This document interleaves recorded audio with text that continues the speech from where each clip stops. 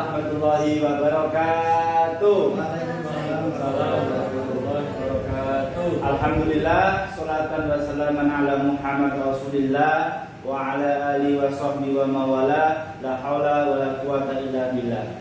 Puji syukur kehadirat Allah Subhanahu wa taala yang melimpahkan rahmat, hidayah serta inayahnya sehingga kita semua dapat melakukan pembelajaran pada pagi hari ini dengan keadaan sehat walafiat.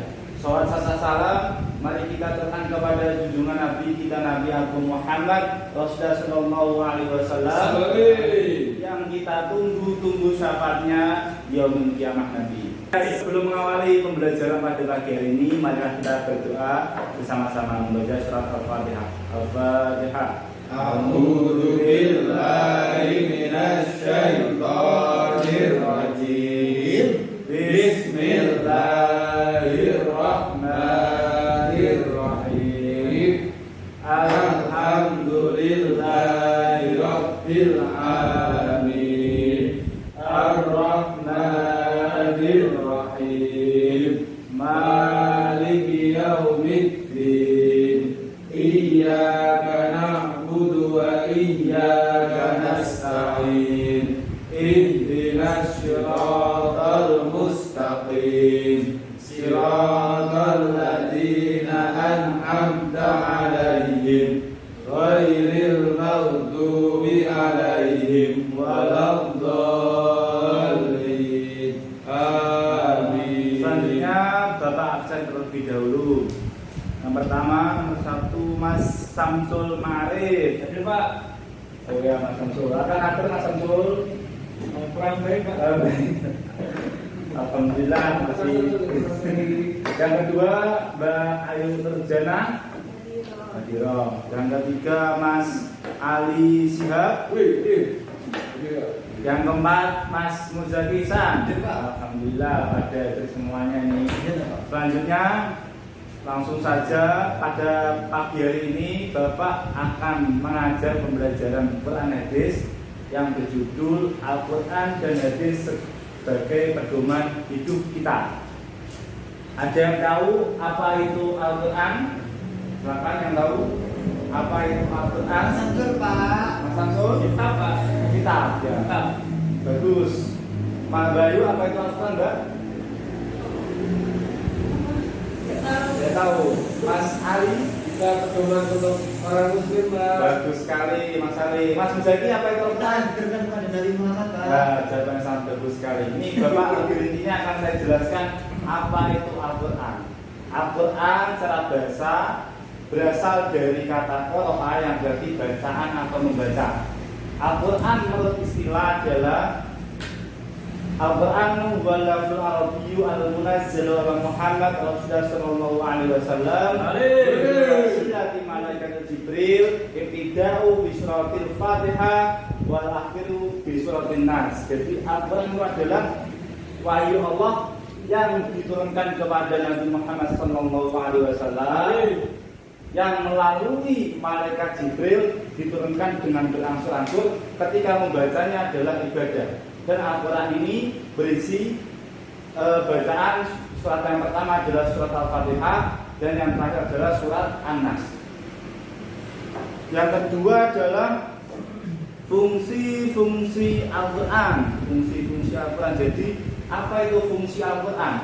Al-Quran diturunkan di bumi ini pasti ada fungsinya. Ada yang tahu apa itu fungsi Al-Quran? Baca Pak. Baca. Silakan yang lainnya, Bu. Al-Huda, petunjuk baru sekali. Mas Muzaki Sama sama Pak, pedoman. Pedoman ya. Bayu menonton. Bayu, silakan. Karyawan Pak. Oh, tanggapan. Ya kita lanjut saja. Fungsi Al-Quran. Fungsi Al-Quran secara umum adalah sumber hukum yang utama bagi ajaran agama Islam. Itu adalah fungsi yang utama.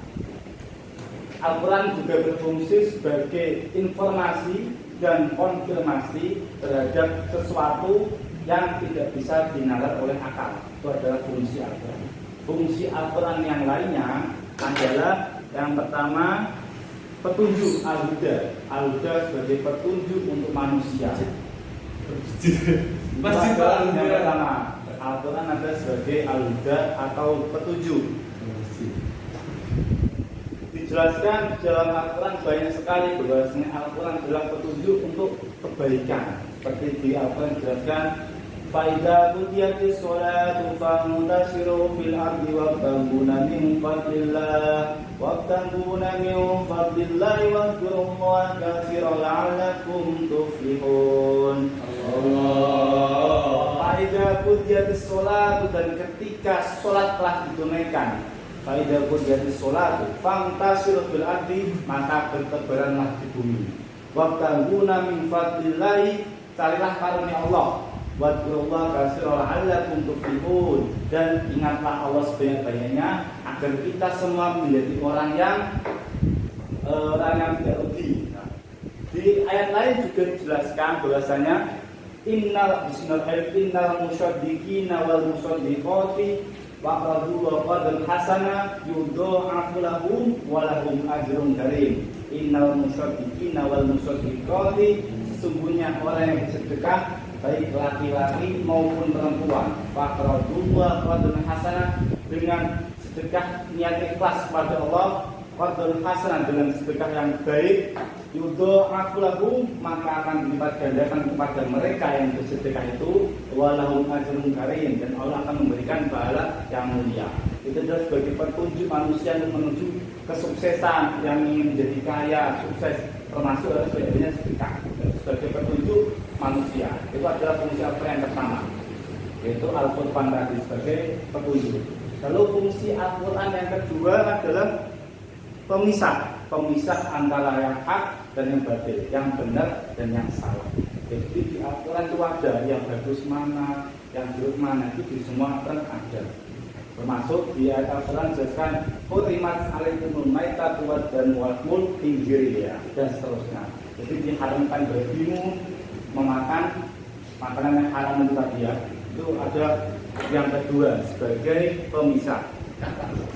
Selanjutnya fungsi Al-Quran yang ketiga adalah al-ashifa, sebagai obat. Jadi yang masnya ini, bapak ini kalau ketika galau ditinggal pacarnya, ya itu harus baca Al-Quran. Karena itu sebagai obat penenang hati jiwa, itu di Al-Quran ada semuanya. Ketika ada banyak masalah, bacalah Al-Quran, karena di Al-Quran sebagai obat. Insya Allah ketika kita ikhlas membaca Al-Quran, maka apapun masalah kita akan bisa terselesaikan. Itu adalah yang ketiga sebagai al-asyifa, obat. Fungsi Al-Quran yang keempat adalah sebagai al-mau'izah. Al-mau'izah sebagai nasihat. Di dalam Al-Quran terdapat banyak pengajaran atau nasihat-nasihat peringatan tentang kehidupan bagi orang-orang yang bertakwa. Di antaranya ada sebagai peristiwa-peristiwa zaman dulu yang mengingatkan bagi kita semua agar kita bisa mengambil hikmah dari peristiwa tersebut.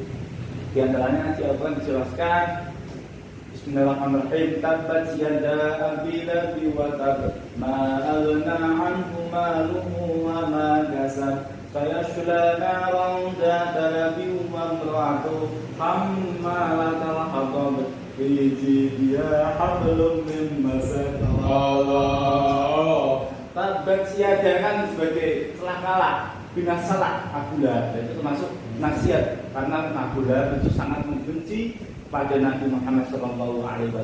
Itu termasuk nasihat bagi kita semua, peristiwa yang dapat kita ambil hikmahnya.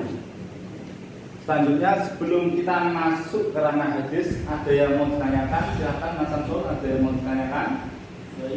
Bayu. Atau yang lainnya silakan, Bayu. Saya mau tanya Pak. Iya, monggo. Kan di dalam fungsi Al-Quran diantaranya ada sebagai informasi terhadap hal yang tidak dapat diketahui oleh akal. Nah, contoh yang detailnya seperti apa? Ya. Terima kasih Bayu. Bisa kita katakan dulu atas pertanyaan Bayu. Ya, nanti saya kasih nilai yang sangat bagus. Terima kasih atas pertanyaannya. Bayu ini bertanya, Pak, contoh fungsi Al-Quran kan diantaranya ada sebagai informasi dan konfirmasi terhadap hal-hal yang tidak bisa dilihat oleh akal. Itu contohnya apa saja? Banyak kan? Di antaranya adalah Di Meksiko itu ada sungai di bawah laut. Kalau sudah pernah tahu di Meksiko? Iya, Itu Pak. sungai di bawah laut. Nah. Kemarin saya habis dari sana. Iya, Pak. Oh, ya, bisa sekali ya. Habis bolan Iya, sana. Mantap. Dan di Meksiko tuh itu ada sungai di bawah laut. Itu di Al-Quran jauh sudah disebutkan bahwasanya ada sungai berada di bawah laut, dan itu baru ditemukan di para ilmuwan pada tahun 2000-an. Itu Meksiko yang pertama. Yang kedua ada laut yang membelah jadi dua berbeda warna. Itu tempatnya di perbatasan antara Spanyol dan Meksiko, tepatnya di laut Atlantik, Samudra Atlantik dan laut Mediterania. Kok Meksiko terus ya, Pak? Itu Meksiko. Nggak tahu kalau di Indonesia mungkin udah bisa dikunjungi, bisa dibuat story mungkin, tapi kalau di Meksiko kan jauh. Mungkin di Indonesia di kan daerahnya. Ya mungkin ada. Belum kenal. Belum diketahui mungkin. Sebenarnya banyak, tapi yang baru diketahui ilmuwan diantaranya itu dua itu. Ada pertanyaan yang lain? Silakan Mas Sangkul. Ayat yang pertama turunnya Al-Quran, Pak. Ya, terima kasih atas pertanyaan Mas Sangkul. Bisa kasih atas dulu Mas Sangkul. Pertanyaan yang sangat bagus sekali, Pak. Al-Quran itu turun surat pertama apa yang diturunkan ya? Surat pertama yang diturunkan oleh Allah kepada Nabi Muhammad itu adalah surat Al-Alaq ayat 1 sampai 5. Bisa monggo Mas tahu Mas Samsul pernah udah bisa baca? Belum, Pak. Bacakan ya. A'udzubillahi minasyaitonir rajim. Bismillahirrahmanirrahim. Iqra bismi rabbikal ladzi khalaq. Khalaqal insana min 'alaq. Iqra wa rabbukal akram. Alladzi 'allama bil qalam. 'allamal insana ma lam ya'lam. Allah. Itu adalah surat yang pertama diturunkan Allah kepada Nabi Muhammad SAW. Nah, Quran itu kan tadi ayatnya turun pertama itu kan ada sebabnya, Pak. Oh iya. Nah, sebabnya apa, Pak? Ya. Kita kasih apa saja buat makan dulu. Kenapa yang diturunkan kok surat Al-Alaq ayat 1 sampai ayat 5, Pak? Enggak surat lainnya. Bagus sekali, Mas.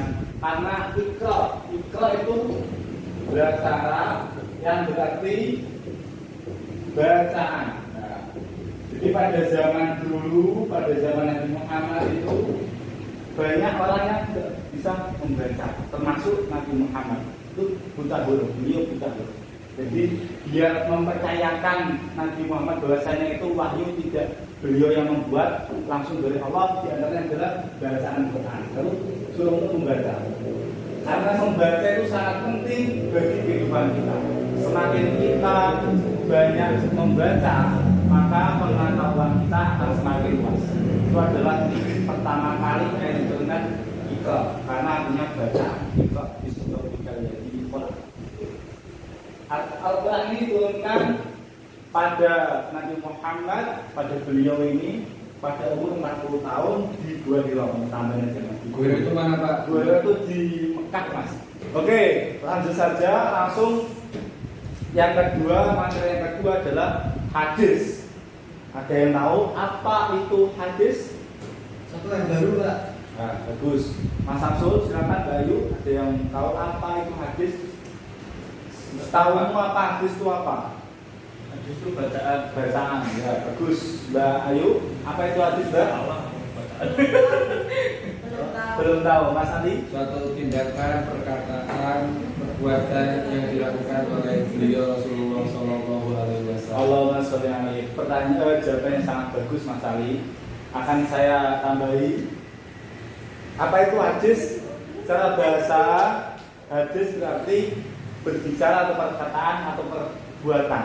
Secara istilah, hadis ialah segala perkataan, perbuatan, ketetapan dan persetujuan Nabi Muhammad SAW yang dijadikan landasan syariat Islam.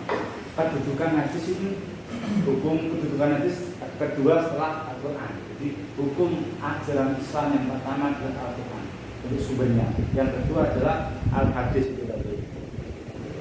Menurut ulama, hadis merupakan sinonim dari sunnah yang setiap sesuatu yang diriwayatkan atau dinisbatkan kepada diri Rasulullah SAW baik berupa perkataan, perbuatan, dan penetapan. Selanjutnya adalah fungsi hadis terhadap Al-Quran. Fungsi hadis terhadap Al-Quran apa? Ada yang tahu? Nggak tahu Pak. Nggak tahu? Nggak tahu, langsung saya jelaskan. Fungsi hadis terhadap Al-Quran. Fungsi hadis terhadap Al-Quran adalah untuk menguatkan atau mengukuhkan dan menegaskan hukum yang terdapat di dalam Al-Quran. Hal ini hadis mengulang perintah atau larangan yang sudah disebutkan di dalam Al-Quran. Jadi ketika Al-Quran itu sudah disebutkan, tapi agar lebih jelasnya lagi dijelaskan atau ditetapkan oleh hadis Nabi Muhammad SAW. Yang kedua adalah untuk menguraikan atau menjelaskan atau merincikan ayat yang global atau yang mujmal sebagai perinci atau sebagai penerjemah daripada Al-Quran yang tidak dapat dipahami oleh manusia. Jadi, semisal ada Al-Quran yang masih global, isinya masih global, masih mujmal, maka biasanya Nabi itu menjelaskan bahwasanya isi dari Al-Quran tersebut adalah gimana itu fungsi hadis yang kedua. Yang ketiga adalah menetapkan dan mengadakan hukum yang tidak disebutkan di dalam Al-Quran. Di dalam kehidupan manusia ini tentunya ada hal-hal yang di Al-Quran itu belum ada.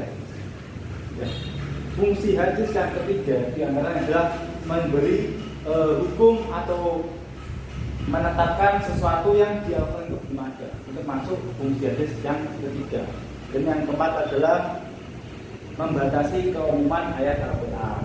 Selanjutnya ada yang mau bertanya, silakan. Mas saya tanya Pak. Monggo, Mas. Saya dulu. Silakan Mas Menjadi. Jadi kan fungsinya Al-Quran itu ada sebagai asyifa. Nah itu sebagai penyembuh Pak. Kayak saya ini sakit hati gimana ya Pak? Terus bacakan surat apa ya Pak? Oh gitu ya. Bisa kita kasih aplaus dulu terhadap Mas Menjadi.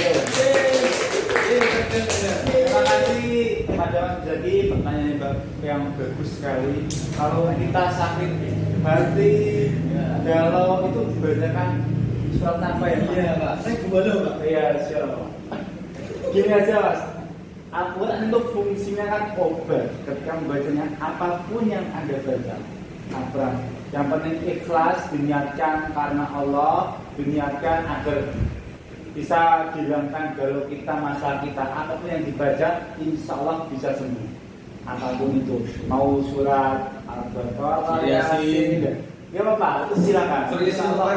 Ya, yang penting membacanya ikhlas, diniatkan ketika membaca ingin menyelesaikan masalahnya. Cukup Mas Bizaki? Itu ya Pak. Oke. Jadi nanti kalau saya udah hilang ya. Ya, insya Allah bisa hilang. Yang penting ikhlas karena Allah dibaca. Oke.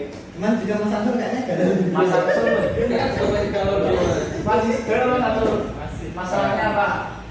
Diputusin. Ya, selanjutnya ada pertanyaan lainnya, silakan. Bayu bertanya, Bayu. Terima kasih Pak ya. Ya, makasih sama-sama. Bertanya Pak. Oke, monggo. Keutamaan membaca Al-Quran itu apa sih Pak? Ya, kita kasih aplaus kepada Mas Alicia. Oh ya.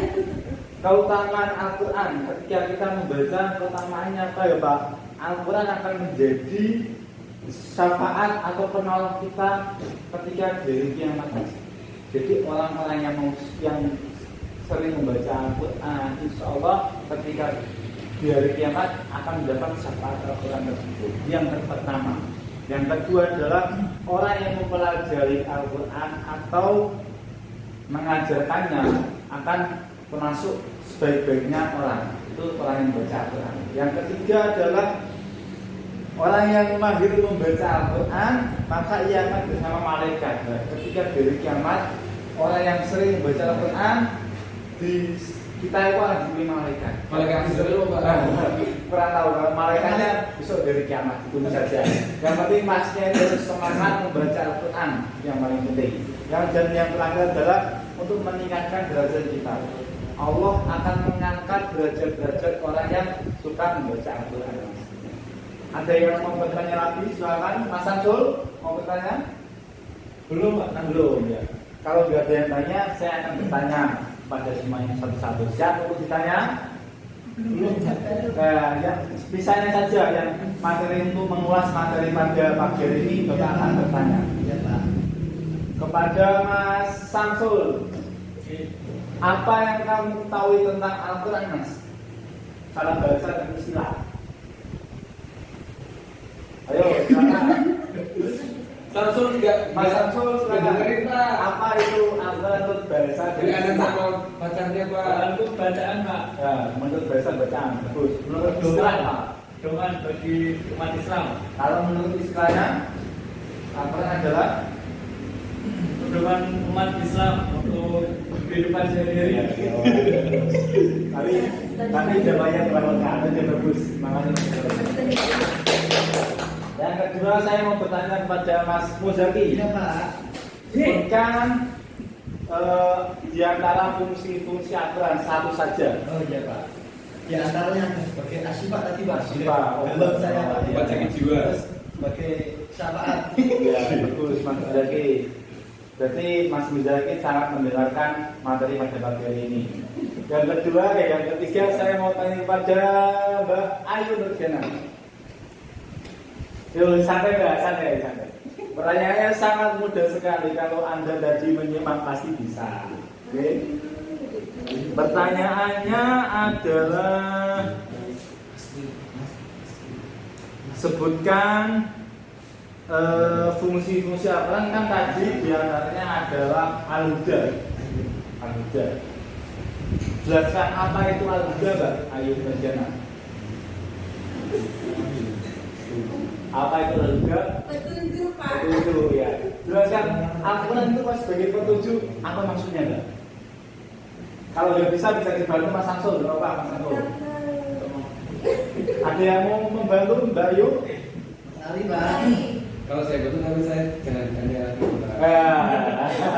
Modus Pak. Silakan dibantu, Bapak masih dibantu Mas. Juga itu sebagai petunjuk. Petunjuk. Kita sebagai umat Muslim itu harus butuh petunjuk yang benar. Maka dari itu Al-Quran adalah sebagai kebenaran untuk kita semua. Bagus sekali. Petunjuk untuk kita untuk menjalankan hal-hal yang baik dan menghindari hal-hal yang baik. Tapi kurang jelas Mas, bisa diulangi nggak Mas? Ini saya itu bapaknya agak ditutup Pak itu. Maksud dari Al-Huda itu sebagai petunjuk untuk kita semua umat Islam, bahwasanya untuk bisa melakukan hal yang baik dan untuk bisa membedakan hal-hal yang batil seperti itu. Oh, bagus sekali. Kita kasih atas kepada Mas Ayu. Closing Pak. Kamu tahu sih Mas. Ini sebelum saya tutup, ada yang mau tanya lagi ya? Langsung saya tutup, silakan. Kita santai-santai saja. Tanya, monggo. Pulangnya jam berapa Pak? Pulangnya ya, sebentar Saya lagi ini pulang Mas. Samsul tadi belum sarapan sama ibunya Pak. Oh gitu. Udah. Cukup itu aja Pak. Baik juga nggak lokal. Wah, ini nanti beli di kantin dulu ya Mas Bayu. Iya. Ya, alhamdulillah langsung kita tutup saja ya. Sebelumnya terima kasih banyak atas kehadiran teman-teman sekalian, Mas Samsul, Mas Ayu, Mas Ali, Mas Samsul, Mbak Ayu, Mas Ali, Mas Muzaki, terima kasih semuanya. Semoga apa yang kita pelajari pada pagi ini akan bermanfaat bagi kita, bagi orang lain. Amin. Karena sebaik-baiknya manusia adalah manusia yang bermanfaat bagi orang lain.